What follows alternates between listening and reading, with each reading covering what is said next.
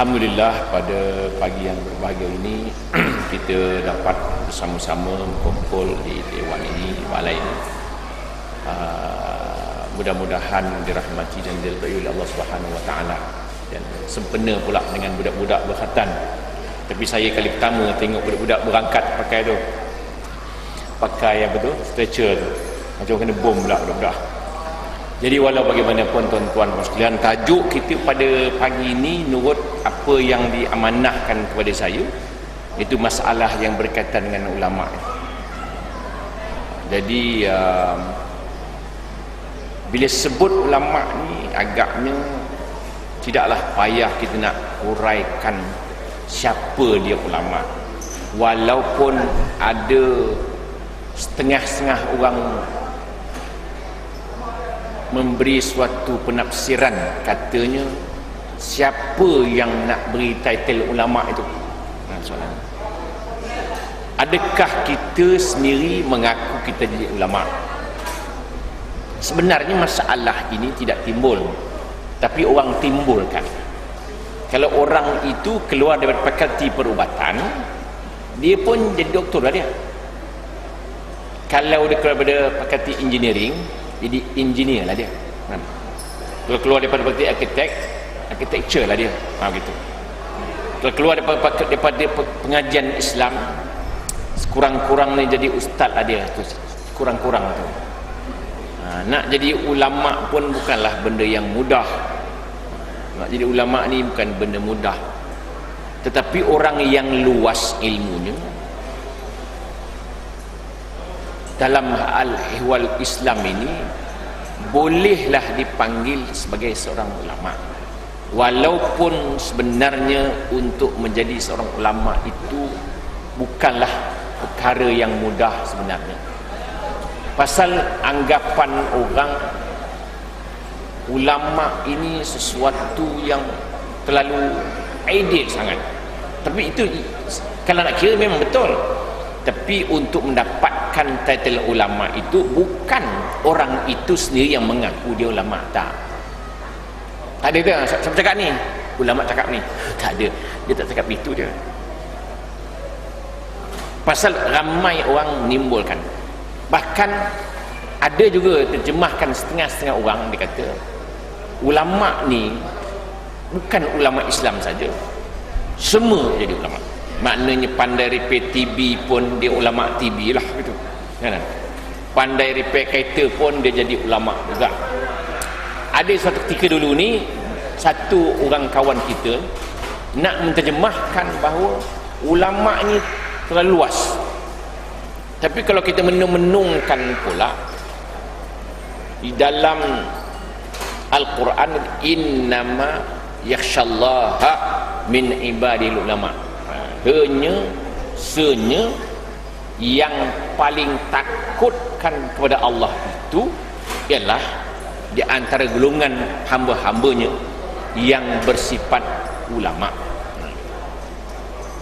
Sengaja saya nak betulkan baris tu, pasal saya pernah sekali dengar khutbah khatib baca innama yakhshallahu min ibadil ulama. Jadi gitulah nahunya.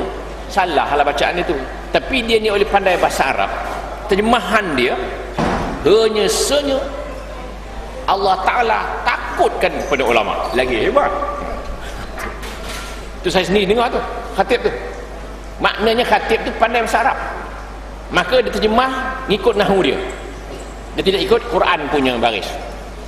Jadi saya pun panggil khatib tu, saya turun, saya kata, mam nak tanya sikit ni, ini baris mana nak pakai ni? Dia terima Allah Ta'ala takutkan ulama. Sudah hebat. Ulama Allah Ta'ala takut. Dia kata, ustaz, belum ada orang tegur lagi dia. Dah banyak kali baca lah. Mana? Baris. Yang ini, innama yakhshallaha. Tidak lain dan tidak bukan, yang takutkan Allah itu ialah ulama. Jadi, ada beberapa perkara lah. Kalau orang soal, bagaimana kalau ulama itu tidak takutkan kepada Allah, adakah dia ulama juga? Soalan. Jadi al-ulama warathatul anbiya. Ulama itu kerjanya ialah mewarisi kerja-kerja para nabi. Kalau ulama itu tidak mewarisi kerja nabi ke tidak? Ini soalannya. Kita akan jawab ujung. Ni kita pergi suspend dulu. Satu, dia itu orang kata dia ulama, tapi dia tak takutkan Allah Ta'ala. Kan ulama kan macam-macam dia. Jadi ada macam pengampu ada, penipu ada, macam-macam dia. Pengampu, penipu, pengelat, macam-macam dia. Jadi adakah dia itu ulama? Al-ulama masabihul ard. Ulama itu pelita kepada bumi ini. Nak jadi pelita pun bukan mudah. Lampu ni pun masabih, misbah. Lampu ini kalau terang dan sejuk dia, orang duduk. Ulama itu penyuluh, jadi duduk bawah lampu ni. Tapi kalau ulama itu jadi lampu, lampu tu panas kan lari orang pula.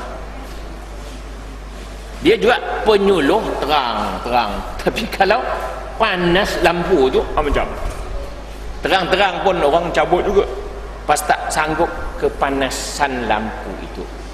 Itu nak pilih ulama tu. Atau lampu itu ada tapi tak berapa terang, susah juga. Atau terang sangat, panas dia, cahayanya panas, tak sanggup nak duduk. Dan kalau dia terang cantik, kelakatu pun ramai datang. Ulama itu dia juga penting dan dipentingkan, dan dia sendiri pun sudah bercahaya dan juga boleh memberi cahaya kepada orang. Sekarang ini kalau ulama bercakap, yang kedua penyanyi menyanyi, mana yang lebih ramai?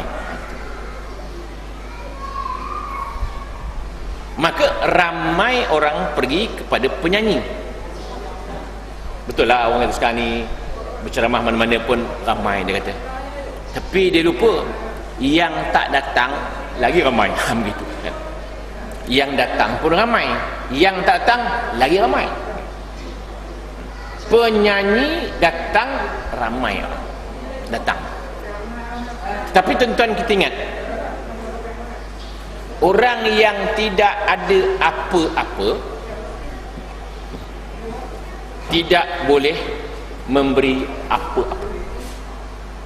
Orang yang ada apa-apa boleh memberi apa-apa. Tuan faham tu? Saya pun tak faham. Saya ulang lagi sekali. Orang yang tidak ada apa-apa tidak boleh memberi apa-apa. Orang yang ada apa-apa boleh memberi apa-apa. Entah apa-apa lah tu. Maksudnya penyanyi itu sebenarnya kosong saja. Dia bercadang untuk nak menghiburkan orang. Dia pun belum tahu terhibur. Belum tahu dia yang menyanyi itu, dia itu terhibur tak agak-agaknya, atau dia sendiri itu sedang dalam keadaan berduka cita. Hanya kerja dia itu untuk nak menghiburkan orang, walaupun dia tidak terhibur. Maksudnya orang itu tidak ada apa-apa, tidak boleh memberi apa-apa. Ulama itu rohaninya ada apa-apa, maka dia boleh beri sesuatu kepada orang. Itu maknanya apa-apa. Terus ulama itu penting, dia itu sendiri dia mesti beramal. Kalau dia tak beramal, dia tak boleh suruh orang beramal, bermakna ia munafik. Semayanglah, dia kata tahajud, dia semayang tak? Soalan. Kalau dia tak semayang tahajud, bermakna dia itu tidak termasuk golongan orang yang takut kepada Allah Subhanahu Wa Taala, tak jadi ulama. Ini sebagai mukadimah pada pagi ini. Start lagi ni. Jadi tuan-tuan dan puan sekalian, kita lihat ya, al-ulama warathatul anbiya. Ulama ini kerjanya mewarisi kerja Nabi. Apa kerja Nabi itu? Kan banyak kerjanya, nak menyampaikan, nak menghayati dan sebagainya. Macam seorang anak mewarisi harta bapaknya. Bila anak mewarisi kerja bapaknya, dia mesti jujur, mesti amanah, mesti meneruskan perjuangan bapaknya.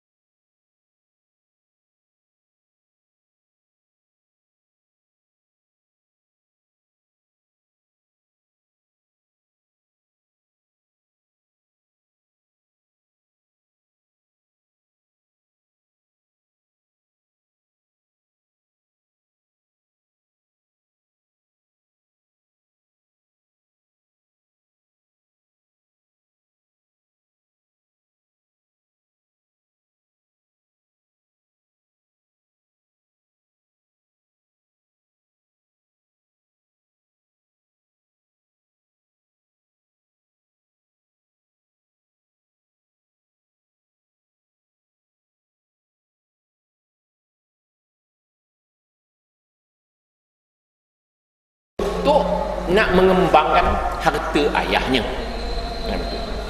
Bukan kerjanya menghabiskan harta bapaknya, tetapi menyuburkan, memperbanyakkan, melebar luaskan harta bapaknya atau perniagaan ayahnya. Bukan disimpan tak.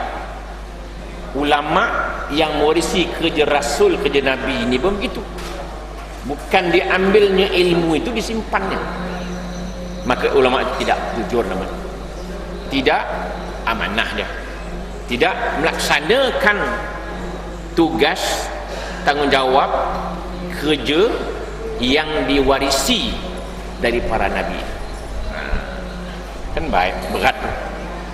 Jadi di sini ulama mesti berjuang, mesti berjihad, mesti bekerja terus, mesti berusaha, mesti laksanakan tanggungjawab dalam mengembangkan pengajaran Islam itu di kalangan umat manusia.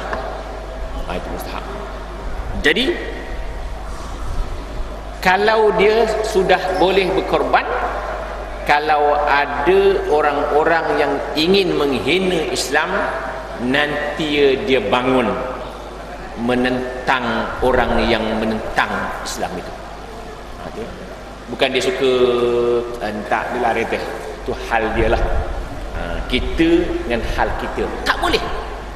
Kita mesti berusaha bersungguh-sungguh dalam mempertahankan apa yang dilakukan oleh musuh-musuh Islam, sama ada musuh dalam atau musuh luar. Yang menakutkan musuh dalam, musuh luar sudah diketahui. Yang ditakuti orang-orang Islam yang memusuhi Islam itu sendiri. Ulama kena bangun, ulama kena bangun, kena bersungguh, kerana itulah tanggungjawab dan tugas. Ialah kita zaman moden ni tidaklah macam orang zaman dulu. Orang zaman dulu ni, kalau tuan baca sejarah zaman Hajjaj bin Yusuf Al-Thaqafi umpama, zaman kerajaan Abbasiyah, Imam Syafi'i sendiri terpaksa berjalan kaki dari Yaman ke Baghdad dengan berantai. Imam Syafi'i berjalan kaki 2 bulan dengan berikat tangannya, dirantai daripada Yaman ke Baghdad untuk menghadap Harun al-Rashid, kerana ia dituduh sebagai penyokong Syiah yang kuat. Mana orang dulu punya, ulama-ulama dulu punya ancaman penghinaan dan sebagainya tidaklah dapat kita bandingkan dengan orang zaman sekarang. Kalau kita lihat Sa'id bin Zubair pun begitu, sampai dilakukan oleh Hazrat Syaqiq bin Qusair ditekor. Sa'id maknanya berbahagia, Zubair maknanya bersatu. Apa kata Hajat? Nama engkau bukan Sa'id tapi Syaqiq. Syaqiq mana? Celaka. Syaqiq bin Qusair kata, celaka bin pecah. Dia tukar nama kawan tu. Dia marahkan ulama. Tapi Hajjaj setelah dibunuh Sa'id bin Zubair, seminggu saja kata Sa'id, wahai Hajjaj, ya Sa'id, ya Allah ya Tuhanku, cukuplah aku orang yang penghabisan disiksa oleh Hajjaj ini, cukuplah. Jangan buka lagi pintu kepada Hajjaj selepas ini. Seminggu gila Hajjaj. Seminggu Hajjaj bin Thaqafi gila setelah dia membunuh Sa'id bin, seorang ulama, Sa'id bin Zubair. Seminggu ya gila dan mati dalam keadaan gila itu. Tuan-tuan kenal ya, Hajjaj ini memang rajin bunuh orang. Terkenal dia punya apa nama? Dia punya perkataan dia, inni la ara ru'usan qad aina'at wa hana qitafuha wa inilah sahibuha. Apa dia kata?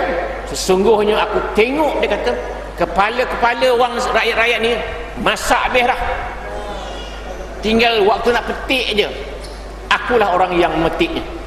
Maknanya nampak rakyat ni memang patut dipotong kepala habis dah, aku akan potong balik orang-orang yang menentang. Zaman itu terdengar saja orang menentang kerajaan ataupun dituduh mesti ditangkap dulu. Sekarang ni tak berapa dah, sikit adalah juga, tapi maknanya tak sama. Mana orang sekarang ni, kita kalau jadi ulama tidak patut kita takut kalau nak bezakan bagaimana orang dulu. Imam Ahmad bin Hanbal kena rotan, kepala pun kena kutuk, kena rotan dengan rotan pun dia sanggup memperjuangkan dia punya prinsip dia, tak ubah. Kita akan bincang sekejap, ulama mana pula, ulama usul dan sebagainya. Ini tuan-tuan dan puan sekalian. Jadi pusaka kita ni, ulama menerima pusaka jangan jadikan sebagai piala. Letak piala saja, letak almari, tak ada apa kan, ilmu simpan dalam kepala saja. Itu sebabnya ulama-ulama mesti bekerja. Kalau negara Malaysia ni, kita orang kita yang pandai-pandai ni, orang alim-alim ni ramai, bukan tak ramai, sudah ramai, tak macam dulu. Sebuah kampung seorang pun payah, satu marhalah tu cari satu orang alim pun payah. Sekarang ni umumnya dah banyak dah. Tapi sayanglah, ilmu tu sudah jadi piala rebutan saja, piala simpanan saja, tak jadi apa. Sama juga kalau orang balik Mekah, dia belajar di Mekah musim haji, di Madinah semayang mesti 8 hari. Itu orang Malaysia punya undang, 8 hari 40 waktu. Kalau syarikat itu tak dapat 40 waktu, dia mesti marah. Dia belajar semayang jemaah sana. Mana? Di Mekah sebelum waktu dah sampai masjid. Begitu hebatnya. Yang kena orang-orang haji ni balik Malaysia, balik ke negara dia akan teruskan semayang jemaah itu sampailah bila-bila. Maka penuhlah masjid. Tetapi balik ke Malaysia 40 hari tak keluar ke masjid. Pantang larang orang Melayu. Kitab mana pula yang baca tu? Tak ke Mekah haji, dia kata pantang 40 hari. Ini dia sama juga. Jadi ulama-ulama kena begitu. Ulama sudah belajar lama-lama, dia tak gunakan ilmu itu. Ini dia masalah. Bermakna dia sudah hanya menghiasi kepalanya dengan ilmu saja, tidak digunakan seperti piala-piala pusingan itu saja. Tuan-tuan dan puan sekalian, Nabi atau Rasul tidak meninggalkan harta, tidak meninggalkan emas, tidak meninggalkan sawah ladang, tapi yang ditinggalkannya ialah pengajian Al-Quran dan Sunnah. Ini semua orang tahu dah. Itu sebabnya waktu Nabi di waktu Haji Wida berhadapan dengan 114,000 orang, Nabi berucap antara lain, dia kata apa? Ayuhan nas, inna syaitan qad ya'isa an yu'bad bi ardikum hadihi walakinna qad radiya an yuta'a fi ma siwa dhalik. Maksudnya, wahai sekalian manusia, syaitan telah pun berputus asa supaya ia disembah di atas muka bumi ini, tapi ia reda untuk diikuti dalam hal-hal yang lain. Maknanya syaitan nak harapkan kita sembah dia, memang kita akan sembah, takkan sembah, tapi kita taat ke dia dalam hal-hal yang lain. Mimma tahqirunahu min amalikum fahdharuhu ala dinikum faqilu ayuhan nas qawli fa innani qad ballaghtu qad taraktu fikum ma tasamtum bihi lan tadillu abadan amran bayyina kitab Allah wa sunnata nabiyhi. Maksudnya dia kata, sesungguhnya syaitan telah pun berputus asa untuk disembah, tapi dia mendapat keuntungan kita ikutkan dia dalam hal-hal yang lain.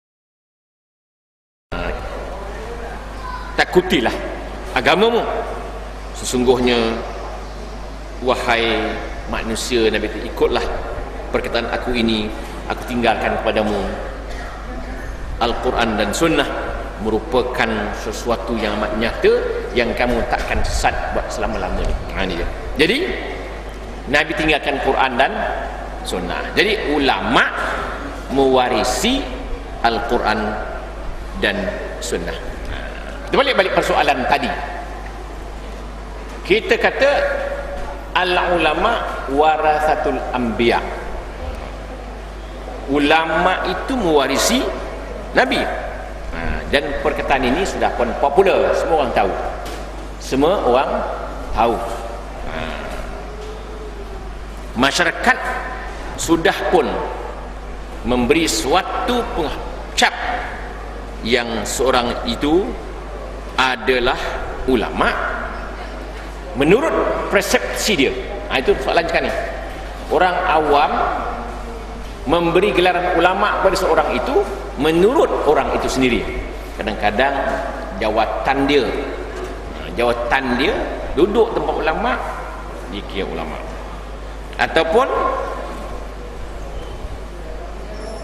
apa saja yang ada ciri-ciri ulama, masyarakat pun kata ulama. Itu sekarang ni zaman moden pula. Sekarang kita tengok ya, kata ustaz pun begitu. Ustaz ni kadang-kadang bila orang itu masuk setengah-setengah persatuan Islam, orang panggil dia ustaz. Atau dia pandai-pandai ceramah, dia panggil ustaz juga. Atau dia pandai menyampi pun ustaz juga dia sekarang ni. Jadi ustaz pun sudah tak menentu sekarang ni. Susah orang nak buat keputusan, dia ustaz sungguh ke, ustaz sungguh ke. Ulama pun begitu. Tapi kita lihat bahawa penjelasan ataupun pengenalan ulama itu, kita lihat bagaimanakah ilmunya dan amalannya dan tugasnya dan kerjanya dan pribadinya. Pasal kita lihat bahawa seorang yang layak menjadi pewaris Nabi, tengok akidahnya, syariahnya, akhlaknya. Itu saya kata tadi bahawa kita tak dapat nak kata dia ulama kalau dia itu tidak takutkan kepada Allah. Tak dapat kita katakan dia ulama apabila dia tidak bekerja mewarisi tugas Nabi. Kalau dia melaksanakan tugas mewarisi kerja Nabi dan dia itu orang yang berilmu dan dia takutkan kepada Allah, itu boleh dianggap sebagai ulama. Walaupun Imam Ghazali juga menulis dalam Ihya, dia kata kalau orang itu ulama tetapi tidak takutkan kepada Allah, maka orang itu bukan ulama. Ataupun ulama yang tidak takutkan kepada Allah, boleh juga begitu. Ada juga orang-orang yang disebut sebagai ulama, digelar sebagai ulama, mengkhianati Al-Quran dan Sunnah. Itu payah tu. Ada ulama yang mengkhianati Al-Quran dan Sunnah. Dia menjual ayat-ayat Al-Quran untuk kepentingan pribadi. Kan banyak gitu kan. Ini apa?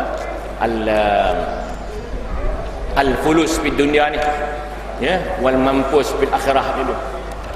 Maknanya untuk mendapatkan kesenangan, untuk mendapatkan keuntungan, untuk mentingkan pribadi, sanggup jual maruah dia pun jualnya, akhlak dia jualnya, title itu jualnya, semata-mata untuk mendapatkan kesenangan.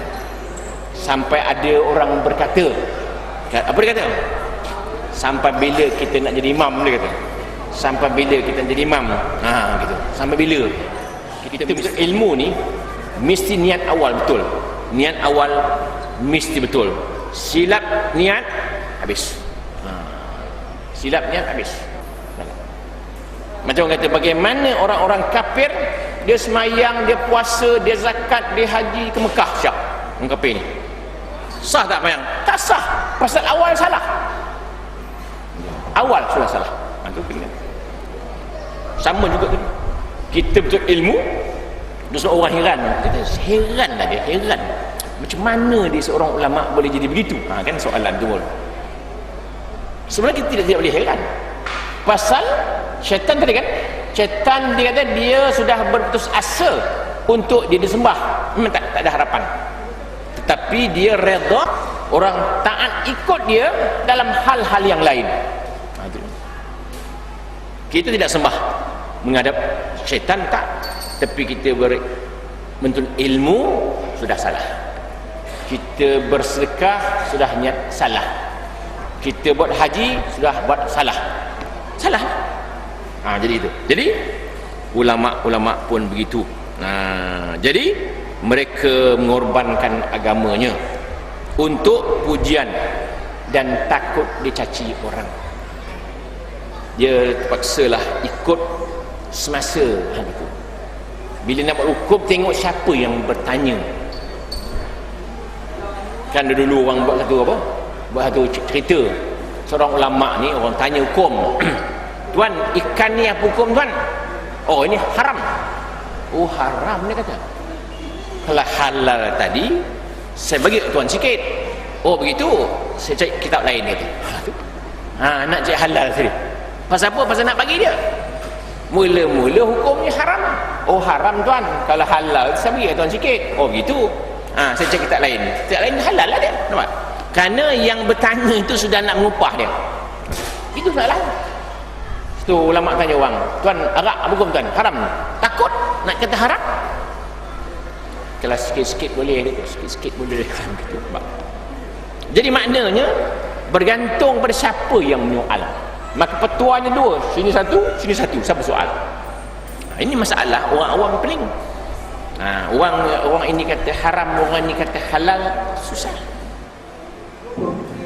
Orang awam pula telefon sana, telefon sini, cari siapa yang kata halal. Macam awal-awal keluar ASN dulu, ASN macam-macam pandangan. Jadi kita kata begini, kalau orang soal saya kata begini je, tak payah tuan-tuan nak tanya hukum. Pasal apa? Tanya orang sana kata halal, orang ni kata harus, orang ni kata boleh. Mana satu orang yang tuan nak pegang? Senang segini, tengok pelaburan dia, ada tak yang halal? Ada. Haram? Ada juga. Kaedah fiqh, idza ijtama'al haram, idza ijtama'al halal wal haram, faghulibal haram. Bercampur, halal pun ada, haram pun ada, haramlah yang menang. Sudah, tak payah lagi nak tanya siapa, pakai kaedah. Pasal ada orang buat hukum, dia takut. Pasal apa?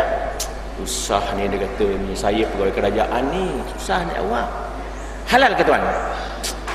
Payah nak cakap lah. Haram, lagi payah. Jadi apa hukum? Halam hukum.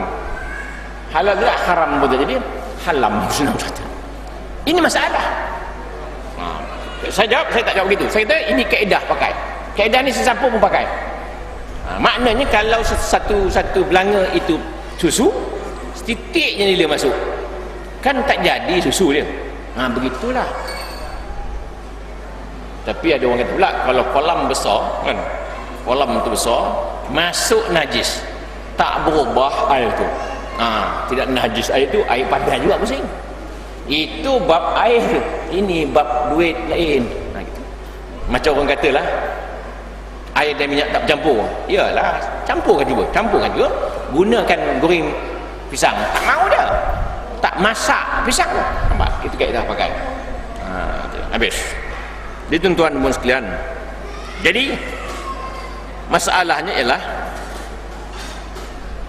bukan masalah dosa. Ulama yang buat silap ni bukan masalah dosa, masalah dia berkhianat dalam ilmu. Dia sebagai penunjuk jalan, ulama sebagai penunjuk jalan. Kalau yang jalan tu sesat, yang ikut kan sesat sama. Orang awam sesat tak apa, hal dia. Tapi orang yang pandai ini, ulama ini, kalau dia sesat, dalun, kemudian mudillun, dia juga sesat, orang lain pun sesat sama, itu masalah. Kan bahaya. Maknanya ulama ni kan kerjanya susah. Dia cakap pun susah, tak cakap pun susah. Cakap yang hak karang tak tahan lama dia. Tapi ingat, kalau dia cakap yang tidak hak, akhirat kan lagi teruk.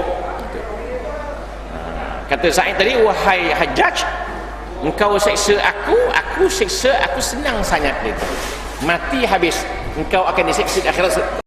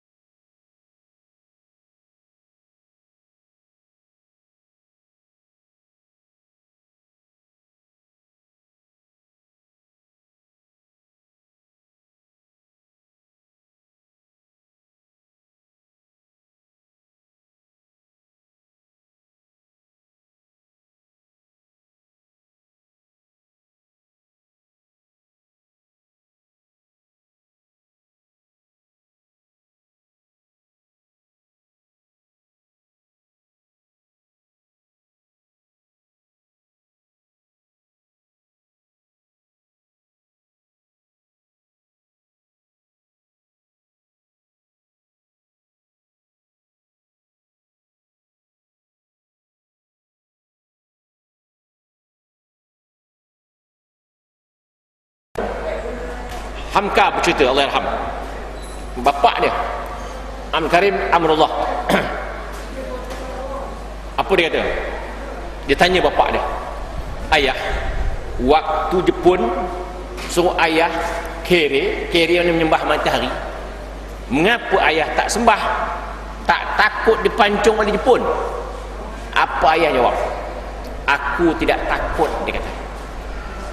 Aku tidak takut dipancung oleh Jepun itu. Yang aku takut selepas dipancungnya akan disoal oleh Allah, mengapa engkau menyembah matahari? Itu yang aku takut. Kena pancung itu, apa yang dia takut? Selepas pancung mati, habis cerita dia kata. Tapi yang dibincangkan takut nanti mati disoal kalau menyembah matahari itu. Tuan ingat sejarah sejarah zaman Sayyidina Umar bin Abdul Aziz.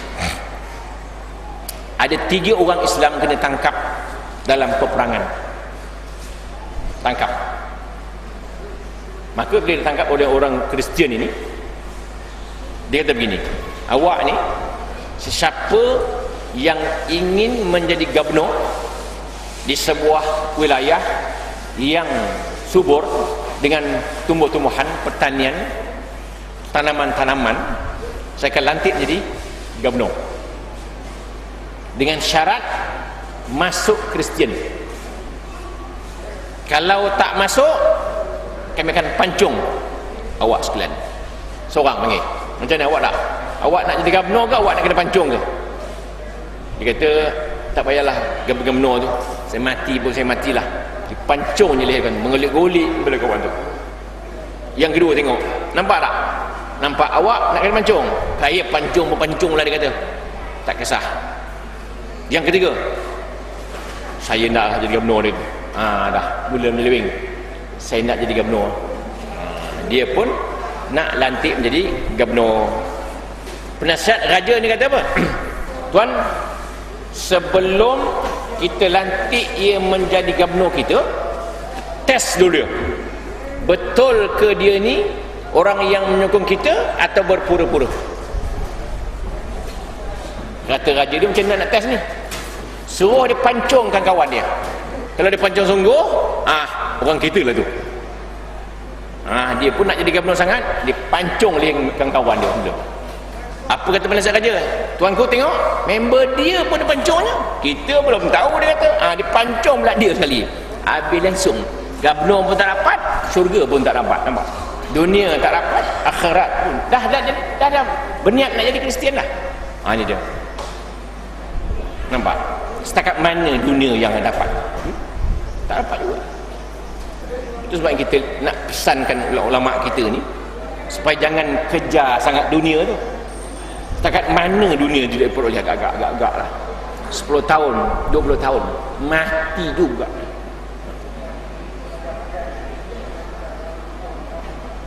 Kata ahli-ahli falsafah, kalaulah seseorang itu akhirnya mati, kalau seorang itu akhirnya mati, lambat atau cepat sama saja. Hanya lambat atau cepat, ujungnya kan mati juga. Ujung kan mati. Nak ke mana kita? Itu nak pesan ulama kita tu, jangan kejarkan jawatan itu.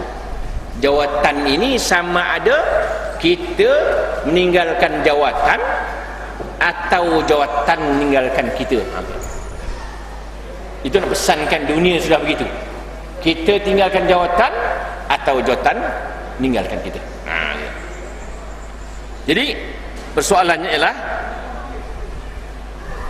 ulama yang silap ini disebut, dikata mereka menjual agama, ataupun dalam istilah kasarnya mereka melacurkan akidahnya. Itu bahasa kasar lah, kasar benar bunyinya. Lacurkan, rosak. Dia melacurkan bahasa, dia melacurkan akidahnya. Masalahnya bila ulama buat silap, orang awam akan ikut. Ulama pun buat, dia kata kita apa? Dia ulama ngaji Mesir, ngaji Mekah, ngaji Madinah, ngaji Jordan, dia pun buat. Kita orang awam apa ada pasal? Pasal dia menjadi contoh, menjadi tauladan, menjadi pandangan orang, menjadi ikutan orang. Al ulama qadah kan. Ulama itu kan ikutan orang. Itu dia. Kemudian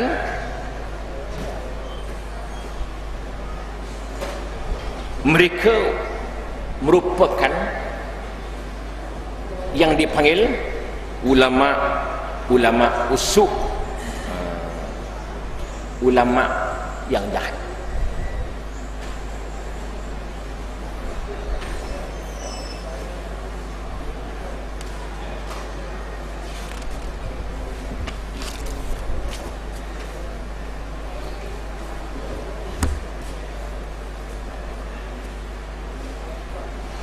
Ulama usuk ini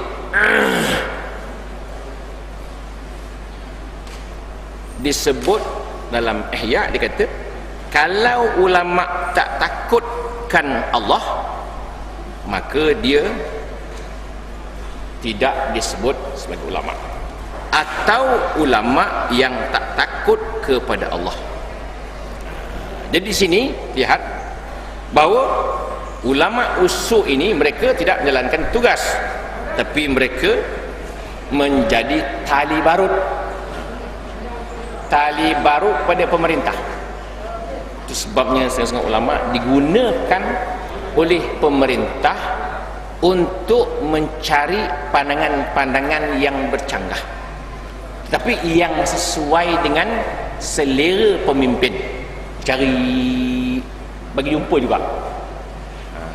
Ulama-ulama digunakan oleh pemerintah untuk tujuan pemerintahan itu sendiri. Jadi di sini tuan-tuan sekalian lihat, Nabi bersabda syarrul syirar syirarul ulama wa khairul khiyar khiyarul ulama. Sejahat-jahat orang yang paling jahat ialah ulama, dan sebaik-baik orang yang baik ulama juga. Baik pun jadi, jahat pun jadi dia. Tapi kita ingat pula satu perkara, kita ni bukan ulama. Jadi kita bukan ulama ni kena berhati-hati sangatlah. Pasal Nabi ada sebut ala inna unasan yadkhuluna an-nar majanan qalu man hum ya Rasulullah qala man kana fi qalbin habbah min bughdil ulama atau kama qala.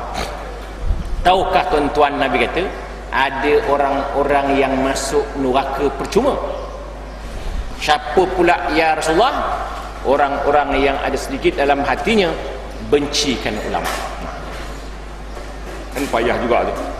Man yang tengok ulama lalu je berbulu je mata, cerah masa depan gitu. Ada hadiri ala inna unasan yadkhuluna al-jannah majanan qalu man hum ya Rasulullah qala man kana fi qalbi min habbah min hubbil ulama. Ada orang yang masuk surga percuma. Siapa pula? Orang-orang yang ada sikit dalam hatinya sayangkan ulama. Ada juga kan, itu baca dalam sejarah Nabi sebut pada masa besok soal nama bagaimana, duduk sekampung dengan siapa, makan sedulang ulama atau tidak. Jadi maknanya ulama ni benci jangan, tapi hendaklah kita sayangkan ulama. Barulah boleh masuk. Tapi bukan sayang saja, maknanya sayang dan menghayati apa yang disebut, apa yang diajar. Jangan tak semayang, duduk tak semayang, saya sayangkan ulama, tak mahu dia. Boleh sayang aja, tak mahu dia. Jadi maknanya tuan-tuan sekalian, di sini kita lihat bahawa ulama ni dikata ada hadis sebut dalam sebuah hadis, yushiku an ya'jalan nas zamanun la yabqa minal islam illa ismuh. Nanti akan sampai tikanya pada umat aku ini tidak ada apa yang tinggal pada Islam melainkan nama saja. Nama je tinggal. Wala yabqa minal Quran illa satruh. Quran tinggal tulisan saja, orang baca lahir saja. Islam semayang ada, rohnya tak ada. Dia ikut Islam dalam masjid aja, luar dia tak ikut dah. Maknanya rohani dia itu hanya digunakan untuk semayang dalam masjid saja, keluar dah tak ada dah. Puasa tinggal puasa saja, habis puasa rohaninya sudah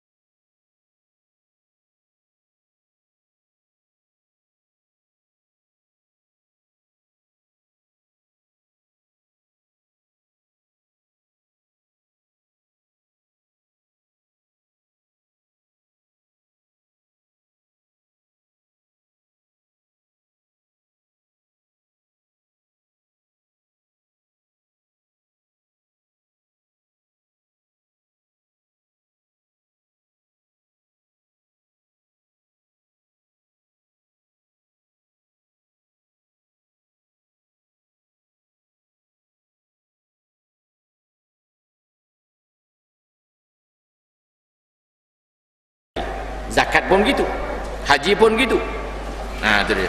Maknanya rohnya sudah tidak ada. Rukuknya tidak ada rohnya, sujudnya tidak ada rohnya. Itu dia. Kemudian haji pun juga gitu juga. Kemudian Al-Quran tinggal tulisan, tak diamalkan orang. Siapa salah? Ulama juga silap. Pasal ada ulama yang menterjemahkan Quran jadi begini. Kita terjemahkan Quran begini, kita kata Quran seluruhnya kita guna pakai, satu pun tak boleh tinggal. Kita katakan bahawa Islam itu cara hidup, udkhulu fis silmi kafah, semua, tak boleh separuh-separuh. Ada ulama dia juga, macam kita baca buku Ali Abdul Raziq, dia kata antara lain buku tebal itu, Nabi Muhammad membina negara Islam di Madinah bukan atas arahan Allah, tapi di atas inisiatifnya sendiri. Itu ditulis oleh Ali Abdul Raziq sampai Azhar tarik balik ijazahnya waktu dia berada di luar negara, membuat PhD, membuat kajian untuk menyelewengkan fakta Islam. Tapi akhir bila nak meninggal baru dicerita dia dibeli oleh Amerika. Ulama kan beli juga. Tu sampai Azhar tarik balik BA je kerana dia telah menyelewengkan fakta. Ini dia. Kan bahaya. Tuan baca dalam buku mengenai penyelewengan ulama di Mesir banyak. Berlakulah begitu. Jadi maknanya ulama-ulama ini kerjanya amat bahaya sebenarnya. Silap dia habis. Itu sebabnya ujung hadis tadi sebut mana tadi? Masajidum amirah wa yakharabun al-huda, masjid makmur tapi hidayat tak ada. Dah sampai masanya masjid cantik, ceramah dia ada, main sembahyang bertak mewah dah. Kemudian ulama syarru man tahta adimis sama, ulama ketika itu merupakan orang yang paling jahat yang berada di bawah muka bumi ini. Minhum min indihim takhrujul fitan, fitnah lahir daripada mereka itu, wa fihim ta'un, dan fitnah balik kepada mereka sendiri. Ini yang berlaku akhir zaman, ulama-ulama sudah pun rosak. Jadi tuan-tuan dan sekalian, di sini disebut dia kata masjid sebagai tempat persinggahan saja. Ulama sudah membuat huru-hara nanti akan berlaku di akhir zaman. Mungkin sekarang sudah akhir zaman, bukan mungkin sudah akhir zaman. Ulama-ulama sudah banyak yang sudah mengikut kehendak pemimpin dan pemerintah sebuah negara itu. Sebabnya ulama ada bagi dua, ulama kerajaan, ulama yang tidak kerajaan, begitu. Jadi ulama, kita tak boleh kata ulama kerajaan salah, tak. Ulama-ulama yang mengampu Tuan yang teringat sejarah waktu Imam Ahmad bin Hanbal dalam penjara dia rotan akhirnya kerana petua yang dibawa, petua kerajaan ketika itu tak sama. Dia mengatakan Quran itu kadim, kerajaan ketika mengatakan Quran itu baru, makhluk. Quran itu makhluk, canggah, kena jail, ringkas cerita kena rotan. Bila kena rotan, datang ulama-ulama ketika itu menasihatkan Imam Ahmad bin Hanbal, gini dah tuan, tuan tarik balik petua sudah, tarik balik supaya tak kena seksa. Imam Ahmad bin Hanbal, aku takkan tarik balik, kata, aku takkan tarik balik petua yang telah kuberikan. Ulama ketika itu menasihatkan dia tarik balik. Tuan bayang, ulama ketika itu pun dah ada mengampu dah.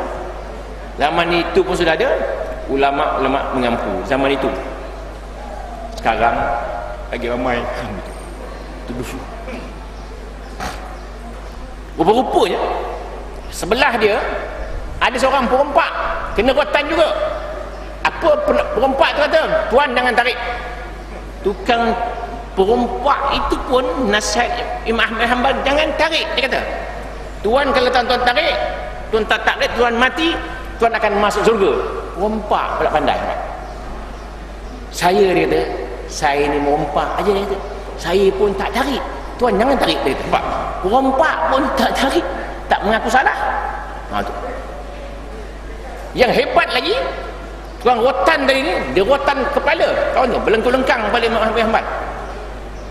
Kadang-kadang tercabut kain dia. Imam Ahmad kata apa? Engkau rotan sajaku, jangan sampai terbuka aurat aku, dia kata. Aib. Nampak? Rotan tak ada masalah, auratnya jaga dia punya maruah dia, jaga dia punya syariat dia, jaga akidahnya. Jangan sampai terbuka aurat aku. Kau rotan je kepala aku, tak apa. Ringkas ceritanya, khalifah pun mati, semua ISA kena keluar. Kena keluar. Termasuk Imam Ahmad bin Hanbal. Bila dia dah keluar, dia mengajar balik masjid. Tengok-tengok tukang rotan dulu ada dengan ceramah dia. Yang tukang rotan tu dah pencin rupa dia. Dah pencin. Dan buta pun mata dah. Mata pun dah buta. Ahmad panggil dia menghadap. Dia kata, bukan awak yang mengotan saya dalam penjara dulu? Betul dia. Kan dah pencin dia. Pencin juga, open je. Nak tanya sikit soalan dia. Mengapa awak pukul kepada saya? Mengapa awak pukul kepada saya? Sedangkan arahan kerajaan tak suruh pun. Awak pandai-pandai pukul. Pasal tuan, saya pukul kepada tuan, saya berniat supaya tuan cepat mati, dia. Bila tuan mati, tuan takkan tarik balik petua yang telah tuan berikan itu. Nampak? Tuan rotan pun niat baik, teknik salah. Teknik salah. Doakan saya, dia, biar mata saya celik balik. Saya doakan, doa celik mata dia. Imam Ahmad bin Hanbal. Maknanya empat mazhab ni pun, Ahmad bin Hanbal, apa namanya, Imam Syafi'i ni orang yang kena siksa, tapi kemudian ilmu dia diikuti orang yang kena rotan. Mana orang yang masuk dalam penjara ni bukan mesti orang itu bersalah. Orang yang masuk penjara ni bukan mesti orang itu bersalah. Wes, tuan-tuan dan puan-puan sekalian, jadi kita lihat pula sikit lagi.